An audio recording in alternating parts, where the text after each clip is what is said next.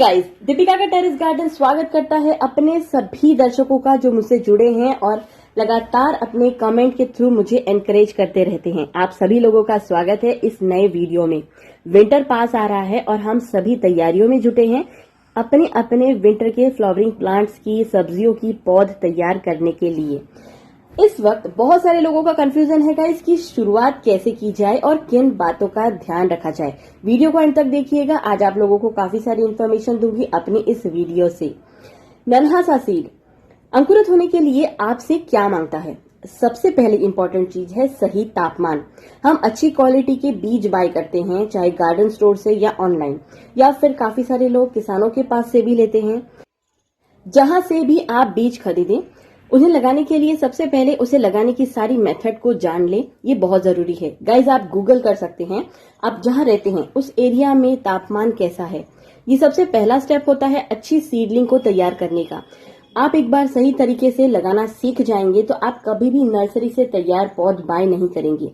अगर आप गार्डनिंग को एंजॉय करते हैं तो पौध तैयार करने की सारी मेथड को समझने के बाद आप कभी भी बाय करना पसंद नहीं करेंगे। इसका मैं आपको प्रॉमिस करती हूँ। सीडलिंग के लिए अच्छा तापमान बहुत मायने रखता है। सही समय आने पर कई बार आपने नोटिस किया होगा हमारे गार्डन में कुछ पौधे बिना किसी खाद दिए ही बहुत अच्छी सी ब्लूमिंग करना शुरू कर देते हैं, उनमें फ्रूट्स अच्छे से बनने लगते हैं। उस वक्त हम ये सोचते हैं कि हमने तो कुछ ऐड नहीं किया था, फिर अचानक से इतनी अच्छी फ्लावरिंग क्यों हो रही है।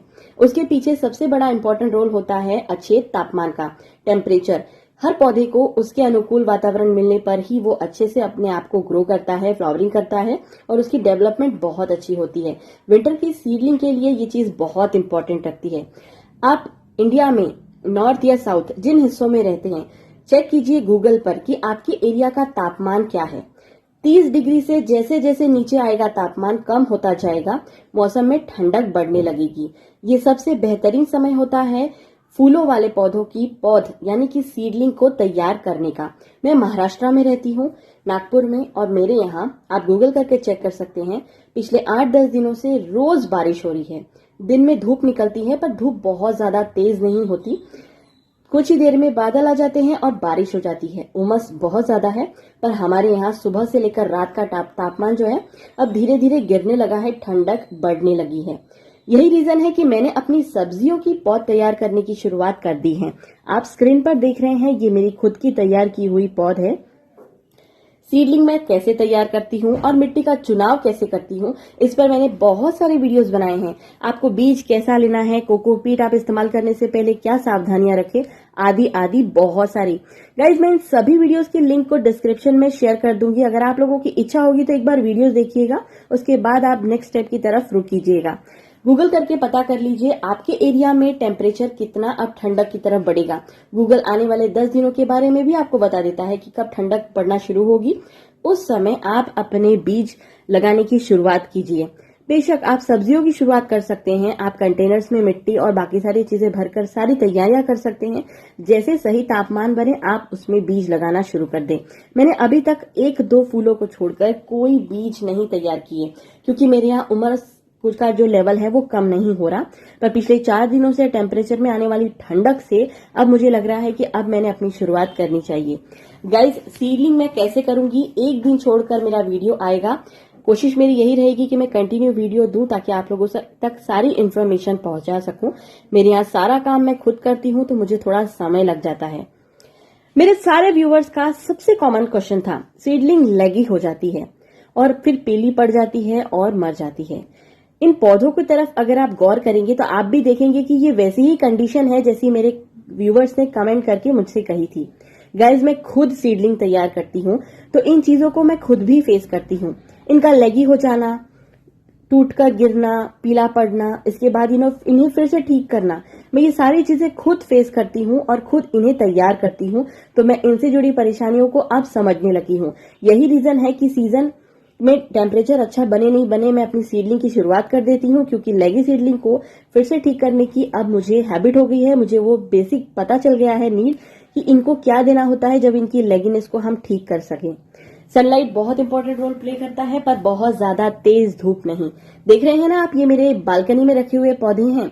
ये कैलेंडुला है। ये सभी के सभी पौधे आप लोगों को दिख रहा होगा खिड़की की तरफ रुख कर रहे हैं, क्योंकि इन्हें रोशनी चाहिए। इन्हें अपने आप को ग्रो करने के लिए, हेल्दी करने के लिए सूरज की रोशनी चाहिए। अच्छी सूरज की रोशनी अच्छा फल तैयार करने में मदद करती है और पौधे को स्वस्थ रखने में मदद करती है। पर क्योंकि तेज है धूप, तो मैं इन्हें बालकनी में रख रही हूँ, दिन की रोशनी दे रही हूँ। सुबह के वक्त 2 घंटा टेरेस पर ले जाती हूँ, इनको धूप दिखाती हूँ और फिर नीचे ले आती हूँ। कसरत जरूर हो जाती है, पर इस समय मेरे शरीर के लिए भी ये काफी अच्छा है कि हम हेल्दी बने रहें, तो थोड़ी कसरत ज्यादा कर ले। अपने लिए खाना उगाना है और अपने लिए अच्छी पौध तैयार करनी है, तो थोड़ी मेहनत तो लगती है। टेम्परेचर चेक करना भूलना नहीं है आप लोगों को। एक दिन छोड़कर मैं वीडियो लाऊंगी आप लोगों को सीडलिंग करने के मेथड के बारे में, कैसे मैं तैयार करती हूँ पौध और फिर किन बातों का रखती हूँ ध्यान। सब कुछ इसमें लगी सीडलिंग को ठीक करने से लेकर पीली पड़ने वाली सीडलिंग को ठीक करने तक सब कुछ होगा। आप लोगों को करना होगा बस थोड़ा सा इंतजार। गाइज, मैं खुद अपनी सारी सीडलिंग तैयार करती हूँ और इससे रिलेटेड बहुत सारी वीडियोस भी मैं शेयर कर चुकी हूँ। अगर आप लोगों को इन्फॉर्मेशन लेनी है तो डिस्क्रिप्शन को चेक जरूर कीजिएगा। टेम्परेचर का आपको ध्यान रखना है। दिन में 30 डिग्री के नीचे टेम्परेचर जाना शुरू होना चाहिए। धूप में गर्मी कम होनी चाहिए और रात को टेम्परेचर 27 डिग्री तक यानी कि ठंडा होना चाहिए। तब आप शुरुआत कर सकते हैं सीडलिंग लगाने की। घबराइए बिल्कुल नहीं, अभी आपके पास पूरा अक्टूबर का महीना है सीडलिंग तैयार करने के लिए, तो आप आराम से अपनी तैयारियां कर सकते हैं। सो गाइस, इन्फॉर्मेशन अच्छी लगी होगी तो चैनल को सब्सक्राइब कीजिए, वीडियो को लाइक कीजिए, कमेंट करके बताइए आप और क्या जानना चाहते हैं, जिन्हें मैं अपनी नेक्स्ट वीडियो में ऐड करूंगी। टेक केयर, हैप्पी गार्डनिंग और मेरी शुभकामना है मेरे सभी दर्शकों को अच्छी सीडलिंग तैयार करने के लिए। Bye bye.